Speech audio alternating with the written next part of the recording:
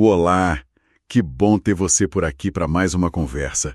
Hoje a gente mergulha num tema que, olha, tá pegando forte para todo mundo no Brasil: saúde mental. Tem uma pesquisa recente da Forbes Brasil que chocou muita gente. Ela virou a preocupação número 1, passou até o medo de câncer.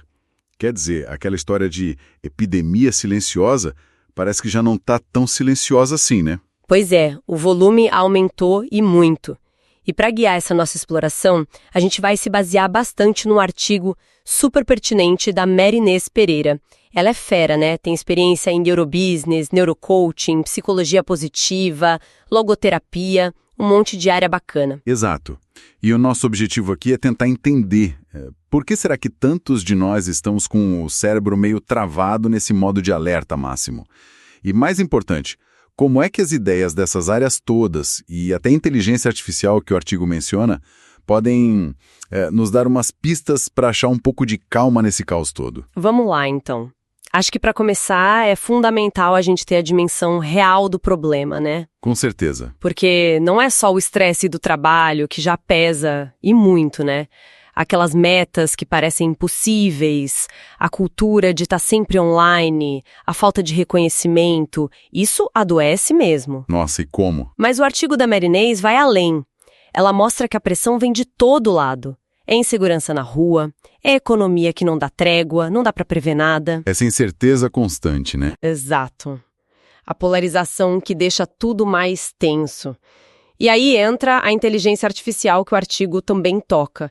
É um elemento novo, complexo, mesmo sem querer pode acabar turbinando a comparação nas redes sociais, aprofundando as bolhas, sabe? E ainda joga mais ansiedade sobre o futuro do trabalho. Putz, é muita coisa junta. Muita coisa. E tudo isso, segundo a autora, contribui para um estado que ela chama de mindset de sobrevivência. Mindset de sobrevivência. Gostei dessa imagem que o artigo traz. É como ter um alarme de incêndio dentro da cabeça que simplesmente não para de apitar. Não tem um fogo de verdade, mas aquela fumaça da preocupação, o barulho do estresse, aquela sensação de que algo ruim vai acontecer, isso não vai embora. É bem isso. Tecnicamente falando, é um estado, neurológico, psicológico, onde a prioridade vira uma coisa quase obsessiva, a segurança imediata. Agora. Já. E o problema disso, é que essa busca frenética pela segurança de agora, ela acontece às custas de todo o resto, do nosso bem-estar a longo prazo, do nosso crescimento, da nossa felicidade. Viver assim, olha, é um desgaste absurdo. Imagino. E a neurociência ajuda a entender o que está rolando lá dentro, né? Ajuda demais. De um jeito simples, a gente pode pensar que tem duas partes principais do cérebro conversando, ou melhor, brigando nesse estado. Primeiro, tem a amígdala cerebral. É o nosso vigia ancestral, sabe? O alarme primitivo. Isso. Super rápida, instintiva, totalmente emocional. Qualquer coisinha que pareça ameaça real ou só percebida, ela já dispara. Luta, foge, congela. Aí o corpo inunda de cortisol, adrenalina e a gente age no impulso. Tá. E a outra parte? A outra parte é o córtex pré-frontal. É o nosso CEO, o chefão racional. Ele que cuida do planejamento, da criatividade, de regular as emoções, da empatia, de resolver problemas pensando, sabe? O que pensa antes de agir. Exatamente. E aqui, olha, a coisa fica realmente interessante. Nesse tal mindset de sobrevivência, acontece o que a autora chama de sequestro. Sequestro. É. A amígdala, o vigia, em pânico, basicamente dá um golpe.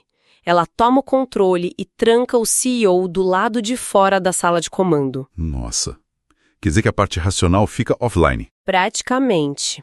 E as consequências disso são, devastadoras. A lógica vai para o espaço, a criatividade some, a capacidade de pensar no futuro, tudo isso fica em segundo plano. Toda a energia do cérebro vai para uma única coisa: sobreviver ao agora. Isso não só esgota a gente, como pode deixar a pessoa mais focada nela mesma, sabe? Quase egoísta. porque a única coisa que importa é a minha segurança imediata. Fica difícil perceber o outro. Complicado. E, na prática, no dia a dia, como a gente percebe que alguém está nesse estado? Quais os sinais? Olha, tem um padrão bem claro que aparece. Uma das primeiras coisas é o que chamam de visão de túnel. Visão de túnel. A pessoa fica tão focada naquilo que ela vê como ameaça, no problema imediato, que ela perde totalmente a perspectiva. O quadro geral some. Oportunidades passam batido, o medo vira a lente que colore tudo. Entendi. Foco total no negativo. A visão de túnel alimenta outra coisa bem perigosa. O pensamento de soma zero. Como assim? Se a única coisa que importa é sobreviver agora, o mundo vira tipo um campo de batalha por recursos que são escassos. A mentalidade vira, para eu ganhar, alguém tem que perder. Ah, tá. Destrói a colaboração, né? Completamente. Acaba com a confiança, com a base para ter relações saudáveis, seja no trabalho, seja na vida pessoal. Faz todo sentido. Se eu tô lutando pela minha vida, não sobra espaço para pensar em ganhar junto, né? Não sobra mesmo. E isso leva direto para outra característica, o foco extremo no curto prazo. Planejar o ano que vem, o mês que vem, às vezes nem a semana que vem parece possível. A meta vira só passar por hoje, sobreviver o dia. E para garantir essa sobrevivência diária, Para garantir isso, a pessoa entra numa hipervigilância constante. É como se ela tivesse o tempo todo escaneando tudo, procurando o próximo perigo, sabe, pronta para reagir. E veja bem, é reagir e não agir de forma pensada. qualquer coisinha vira uma catástrofe. Exatamente. Pequenos problemas ganham uma dimensão enorme. E claro, né, manter esse estado de alerta ligado 24 horas por dia, 7 dias por semana, tem um custo energético brutal. Imagina o cansaço. É mais que cansaço. Consome todos os recursos mentais, físicos, leva direto para exaustão crônica, para o esgotamento e, no limite, para o burnout mesmo. E o ponto-chave que o artigo da Mary Inês Pereira coloca é que esse sistema todo, esse alarme, ele não foi feito para ficar ligado direto assim. Não mesmo. Biologicamente, ele evoluiu para lidar com ameaças que aparecem e somem rápido. O exemplo clássico, né? O nosso ancestral lá na savana vê o leão, o alarme dispara, ele corre ou luta, o leão some e o alarme desliga. Fim. Isso. Era para ser um sprint. Só que as ameaças de hoje, a conta que não fecha no fim do mês, a pressão absurda no trabalho, aquela notícia horrível na TV, a briga política que não acaba, elas não somem em 5 minutos. Elas são crônicas. Elas ficam. Exato. E o resultado é esse. O alarme fica tocando sem parar. Meses, às vezes anos. Aquele sprint de emergência para qual o nosso corpo até estava preparado, vira uma maratona de exaustão. E a gente não tem equipamento fisiológico para aguentar isso. É pesado pensar nisso. Muito. O artigo até usa uma imagem forte falando de pessoas que parecem ter jogado a toalha, sabe? Como alguém que está no mar, leva uma onda atrás da outra e uma hora simplesmente desiste de lutar. Nossa. Mas e isso é super importante, a autora também reforça. Sempre existe a chance de achar força para nadar de novo, ou de alguém te ajudar a sair dessa correnteza. Não é um beco sem saída. Que bom ouvir isso. Mas aí fica a pergunta. Se essas ameaças são tão espalhadas, tão crônicas, como é que a gente começa a identificar para poder lidar com elas? Então, aí entra uma ferramenta que eu acho fascinante da neurociência social, que o artigo explora bem. O modelo SCARF. Foi criado por um cara chamado David Rock. SCAF. Isso, SCARF. O mais interessante desse modelo é que ele mostra que o nosso cérebro reage a ameaças sociais, tipo coisas que afetam nosso lugar no grupo, nossa conexão com os outros, com a mesmíssima intensidade que ele reage a uma ameaça física, tipo o leão da savana. Uau! Sério, ameaça social dói igual a ameaça física para o cérebro? Ativando esses gatilhos sociais o tempo todo. O SCARF tem 5 domínios. Tá, vamos ver esses domínios, o que significa cada letra. Vamos lá. O S é de status. É a nossa sensação de importância comparado aos outros. Pensa na pressão por like na rede social, na comparação de carreira ou na sensação de perder poder aquisitivo que tanta gente sente. Isso atinge em cheio nosso senso de status. Entendi. O S é o status e o C? C é de certainty, certeza. É a nossa necessidade básica de conseguir prever um pouquinho o futuro, de ter alguma estabilidade. Com essa economia maluca, as tecnologias mudando tudo toda hora, essa polarização política, certeza virou artigo de luxo, né? Essa falta de previsibilidade é um gatilho de estresse poderoso. Nossa, total. Status e certeza abalados. Quais os próximos? O A de autonomia. É o nosso senso de controle sobre a própria vida, sabe? De poder tomar decisões. Quando a gente sente que rala no trabalho, mas não tem controle sobre o rumo, ou que o esforço não traz o resultado justo, a autonomia vai para o espaço. Isso gera uma frustração, impotência.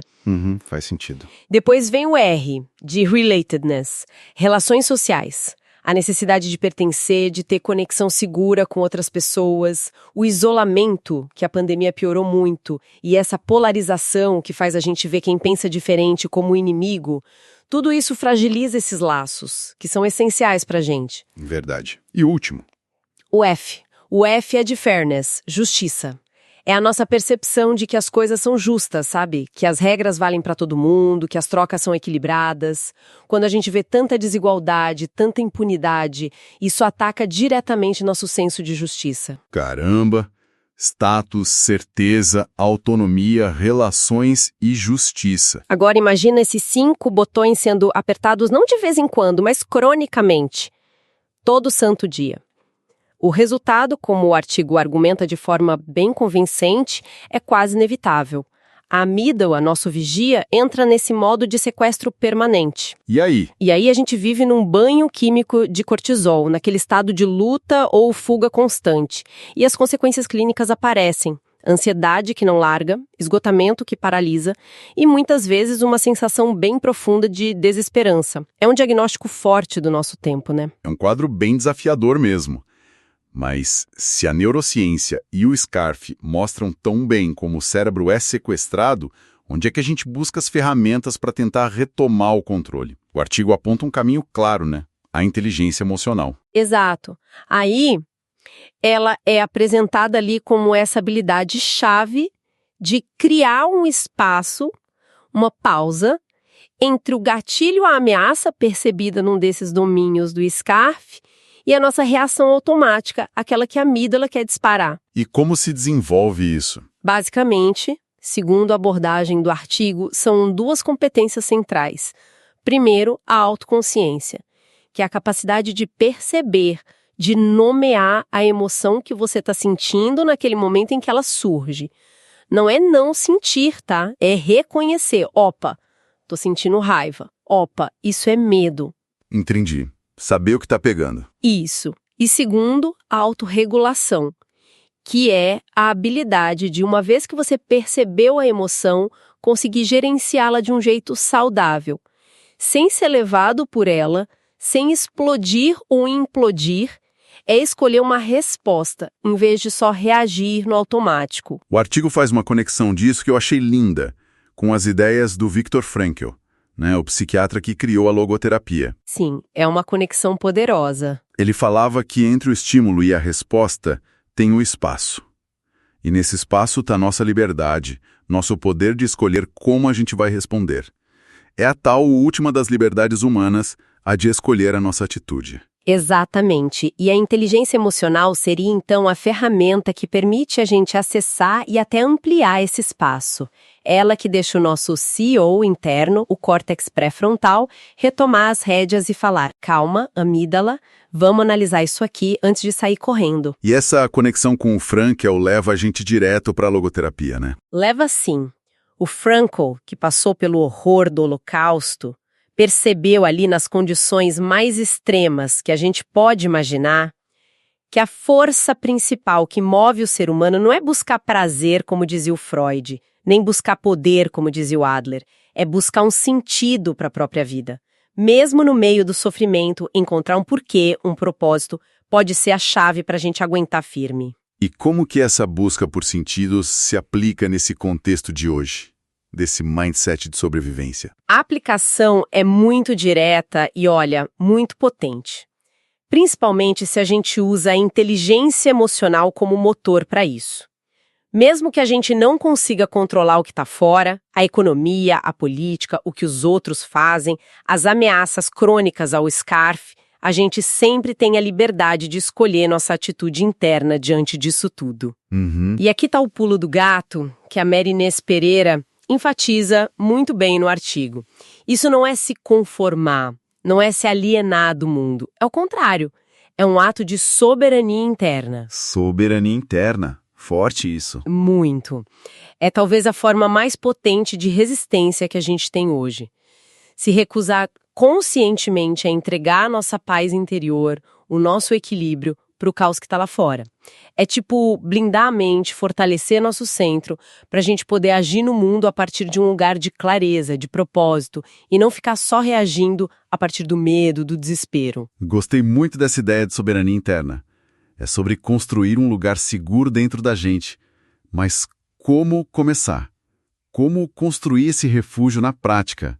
O artigo dá umas dicas? Dá sim, e são passos bem concretos, bem pé no chão.